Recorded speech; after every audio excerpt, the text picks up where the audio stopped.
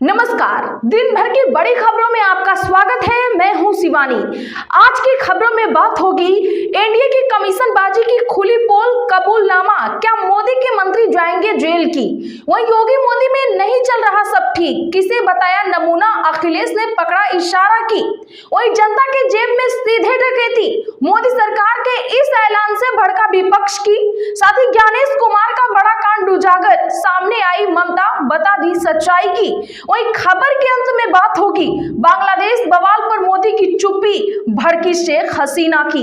इसी के साथ आज दिन भर की सभी बड़ी और प्रमुख खबरों को जानेंगे विस्तार से। उससे पहले एक नजर आज की सुर्खियों पर।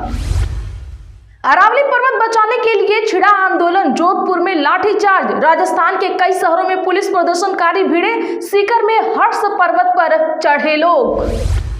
मनरेगा पर बुलडोजर, लोकतंत्र भी निशाने पर, मोदी सरकार पर राहुल के हमले जारी। अजमेर दरगाह के लिए पीएम मोदी की भेजी चादर चढ़ाने पर लगी रोक, क्यों सुप्रीम कोर्ट में दाखिल की गई है याचिका। ममता बोली इसी सरकार के बिना बताए ऑब्जर्वर बना रहा, पश्चिम बंगाल की वोटर लिस्ट से एसआईआर में 58 लाख नाम हटाए गए।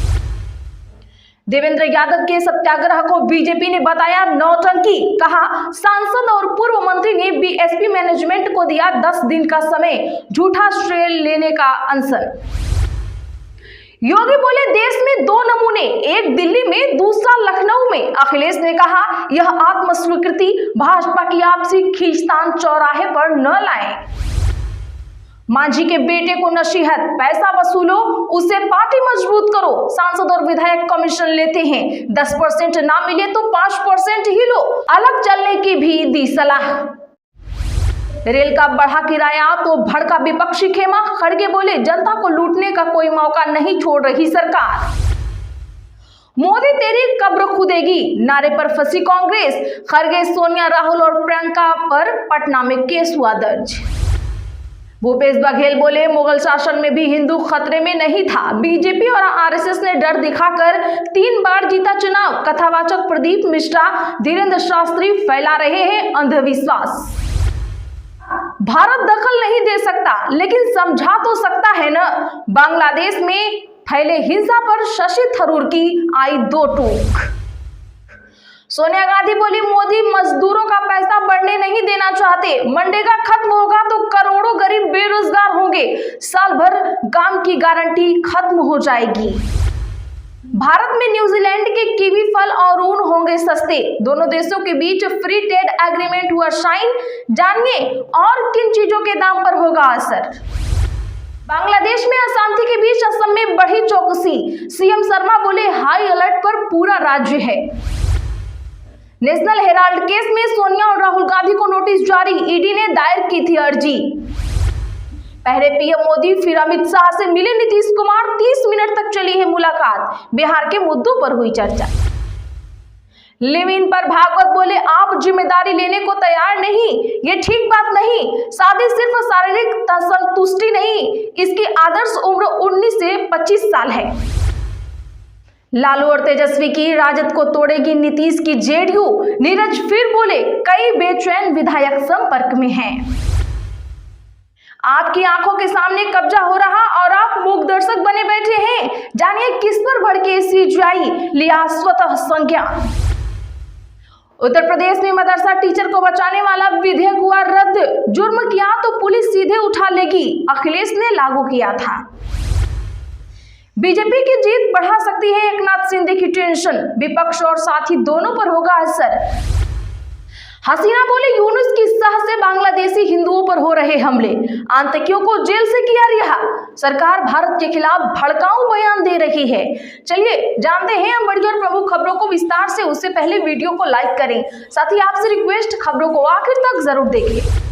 मांझी के बेटे को नसीहत, पैसा वसूलो उसे पार्टी मजबूत करो, सांसद और विधायक कमीशन लेते हैं, 10% ना मिले तो 5% ही ले लो। जी हां, बता दें कि मोदी सरकार में केंद्रीय मंत्री जीतन राम मांझी इन दिनों अपने बयानों को लेकर सुर्खियों में हैं। चुनाव जिताने के बयान के बाद मांझी ने कहा है, हर सांसद और विधायक कमीशन लेते हैं। यदि रुपया में 10 पैसे भी मिलते हैं तो वह भी काफी बड़ी रकम बन जाती है।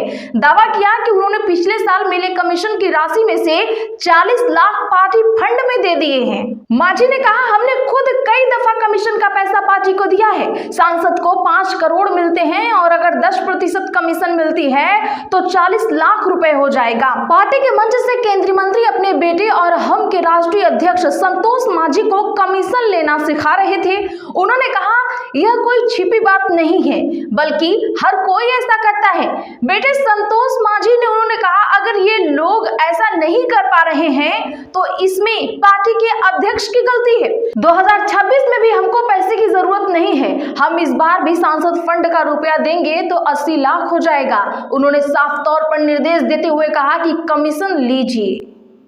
रेल का बढ़ा किराया तो भड़का विपक्षी खेमा। खरगे बोले, जनता को लूटने का कोई मौका नहीं छोड़ रही सरकार।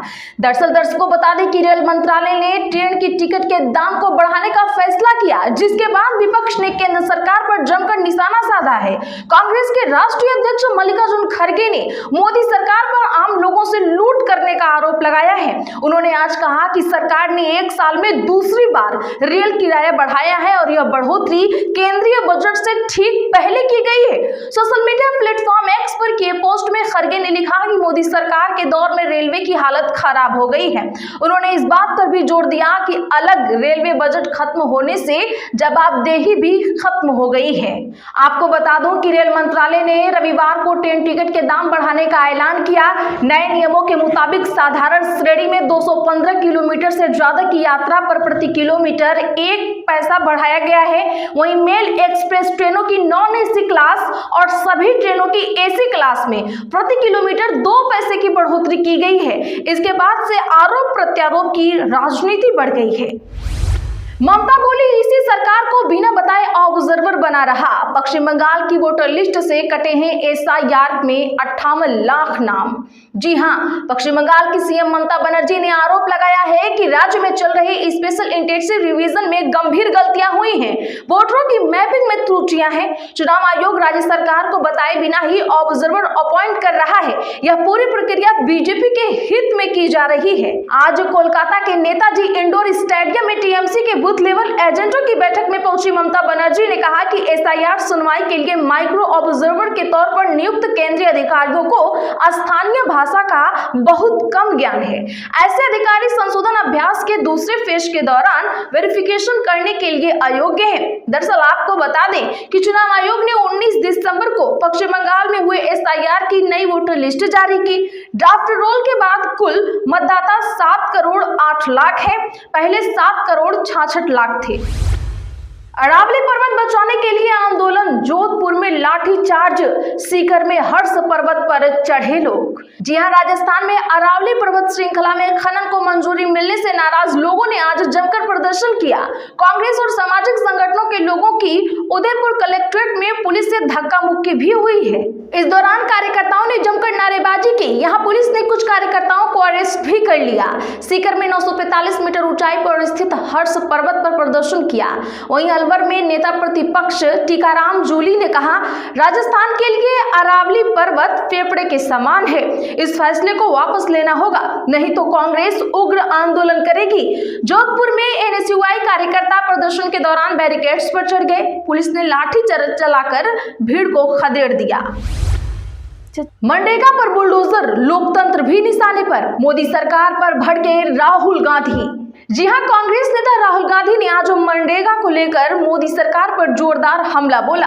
राहुल गांधी ने सोशल मीडिया प्लेटफॉर्म एक्स पर ट्वीट कर आरोप लगाया कि सरकार ने बिना जनसंवाद, बिना संसद में चर्चा और बिना राज्यों की सहमति के मनरेगा और लोकतांत्रिक प्रतिक्रियाओं पर बुलडोजर चला दिया है।